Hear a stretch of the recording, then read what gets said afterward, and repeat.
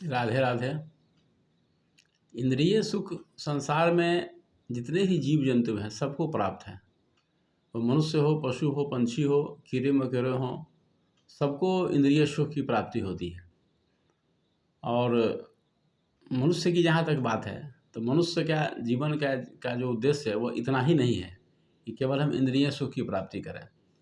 मनुष्य का जो जीवन है वो केवल भोग के लिए नहीं है, वह भगवान का एक ऐसा दिव्य देन है मनुष्य का शरीर, जिसका उपयोग परमात्मा प्राप्ति के लिए किया जा सकता है। लेकिन हम लोग जिंदगी भर इंद्रिय सुख के ही चक्कर में रहते हैं।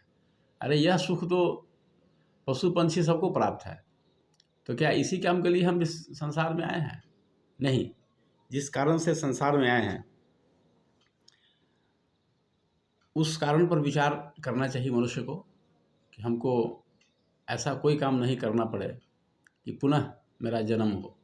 ये हर व्यक्ति को सोचना चाहिए और हर मनुष्य को ये सोचना चाहिए कि यह जन्म मेरा अंतिम जन्म है और हम परमधाम को प्राप्ति करें, क्योंकि हमारा जो शाश्वत स्वरूप है वह इस शरीर से अलग है, जिसके बारे में विस्तार से भगवत गीता के दूसरे अध्याय में इसकी चर्चा की गई है।